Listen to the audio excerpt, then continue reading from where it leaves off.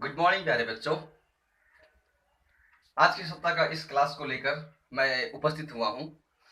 आप सभी को पता ही है, हम लोग को कुछ सामान्य मछली एवं पक्षियों के बारे में सामान्य जानकारी जान रहे थे। हम लोगों ने मछली के बारे में भी पढ़ा और 14 प्रकार के पक्षियों के बारे में पढ़ा। आज हम लोग कुछ पक्षियों की सामान्य विशेषताएं के बारे में पढ़ेंगे। कुछ सामान्य पक्षियों के बारे में, उनकी विशेषता के बारे में पढ़ेंगे। इसमें से आप लोगों की किताब में तीन दिया हुआ है। एक कबूतर दिया हुआ है, दूसरा कौवा दिया हुआ है और तीसरा मोर दिया हुआ है। आज का इस सत्र में हम लोग ये तीनों को करेंगे और क्या करेंगे, और ये जो लेसन है इसको भी हम लोग इसी के साथ ही समाप्ति करेंगे। आशा रखता हूँ आप सभी कोई मेरा ये वीडियो अच्छे से देखेंगे और दिए गए पाठ्यक्रम नोट्स के हिसाब से आप लोग उस विषयों का अध्ययन भी करेंगे। चलो तो बच्चे, तो आज का इस सत्र को हम लोग यहीं से क्या करते हैं, शुरू करते हैं। सबसे पहले हम लोग शुरू करते हैं कबूतर से। बच्चों, आप सभी ने कबूतर के बारे में, कबूतर को देखा ही होगा। कबूतर किस प्रकार के होते हैं, कैसे होते हैं, कैसे होते हैं, इन सब पर इसलिए मैंने आज कोई ड्राइंग नहीं बनाया, क्योंकि आप सभी ने बच्चों कबूतर को भी देखा है, कौवा को भी देखा है, मोर को भी देखा है। तो चलिए आज का इस सत्र को हम लोग विस्तार पूर्वक से जानने की कोशिश करते हैं। सबसे पहले कबूतर। कबूतर का जो वैज्ञानिक नाम होता है क्लोम्बा लिविया, इसका वैज्ञानिक नाम होता है। इसका आवास स्थान क्या होता है? कबूतर सामान्य घरों की कॉर्नर, टूटा या उजड़े हुए खंडरों में रहना या तो गोदामों में रहना पसंद करता है और ये दल बनाकर रहते हैं। और इसका स्वभाव कैसा होता है? या यह सामान्य शांत स्वभाव का होता है। याद रखेंगे बच्चों, कबूतर हमेशा शांत स्वभाव का ही होता है, शांत स्वभाव का पक्षी होता है। या समूह में रहना या झुंड बनाकर या समूह में रहना क्या करते हैं, पसंद करते हैं। और इसमें दिशा और स्थान का एक अपूर्ण पहचान होता है। अगर एक जगह से दूसरे कहीं भी जाए, उसके किस रास्ते से जाना है, कहाँ जाना है और कहाँ आना है, इस चीज को वो अच्छी तरह से जानता है। शारीरिक, अब इसका शारीरिक बनावट जानते हैं। या स्टोरी सफेद, नीले या काले रंग का मध्यम आकृति का पक्षी है। ये देखे होंगे आप लोग, सफेद भी मिलता है, काले भी मिलता है और हल्के नीले रंग का भी ये मिलता है। इसका शरीर, जो कबूतर होता है, कबूतर का शरीर तीन से लेकर 4 भागों में बांटा हुआ, क्योंकि धड़ में पूंछ भी बांटा हुआ था, याद रखेंगे। तो क्या होता है, 3 भागों में सबसे पहले पढ़ते हैं हम लोग इसका। एक होता है सिर, गर्दन और उसके बाद धड़। धड़ में ही क्या होता है, पूंछ भी, धड़ में ही पूंछ भी विभक्त होती है। इसका भोजन, यह शाकाहारी पक्षी है या चावल, गेहूं, मक्का तथा अन्य अनाजों बीजों को क्या करता है, चुगता है। इसका उपयोगिता, प्राचीन काल में कबूतर को ही संदेश वाहक, मतलब डाक वाला, जो पोस्ट, हम लोग का जो लेटर लेके आते थे ना, पोस्टमैन का काम करता था, डाक वाहन का काम करता है। और लोग इसे पालते हैं और यह एक शांत स्वभाव का पक्षी है। तो इससे क्या सुनते हैं बच्चों, अभी देखिए हम लोग ने कबूतर के बारे में सुने। कबूतर कितना अच्छा और कितना मनोरम्य है, इसका देखेंगे। अगर हमारे घरों के आसपास में अगर है तो भी हम लोग इसको देखने की कोशिश करेंगे तो हम लोगों को पता चल ही जाएगा।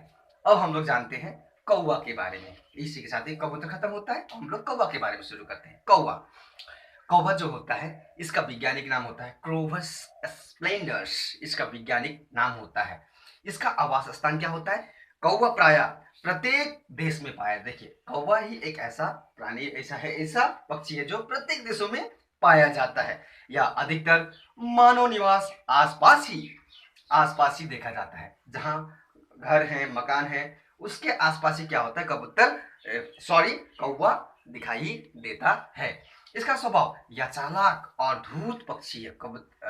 कौवा जो है बहुत ही चालाक और धूर्त पक्षी होता है। यह झुंड बनाकर रहता है तथा इसके दल में अर्थप्रिय एकल देखी जाती है। इनका दलों में क्या होता है, दल तो बना के रहते हैं, लेकिन कहीं भी किसी चीज को क्या होता है, वो एकल अकेला ही वो कर लेता है।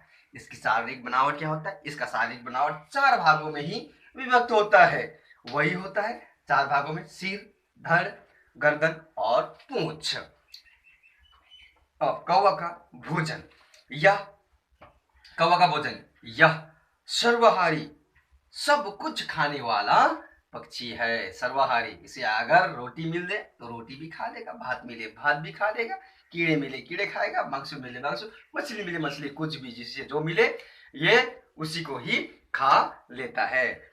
अब इसका उपयोगिता, यह कीट पतंगों तथा आसपास के सड़े गले चीजों को खाकर हमारे परिवेश को साफ रखता है। कौवा क्या करता है, हम लोग पढ़े थे ना बच्चे, मेतर पक्षी। हाँ, ये इसी वर्ग में ही आता है। यह क्या होता है, हमारे आसपास में क्या होता है, जो सड़े गले चीज होते हैं उन चीजों को खाकर हमारा जो परिवेश है उसे साफ रखता है, अतः इसे मेतर पक्षी भी कहते हैं। ये हम लोग इससे पहले भी पढ़े थे।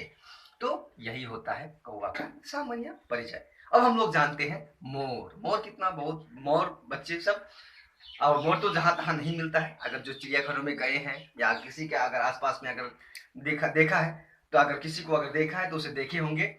और क्या होता है, ये बहुत ही अत्यंत सुंदर होता है।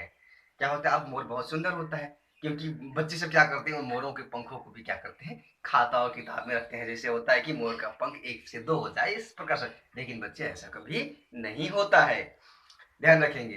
तो चलिए आज हम लोग मोर के बारे में जानते हैं। मोर जो होता है, मोर का वैज्ञानिक नाम होता है पावो क्रिस्टेटस।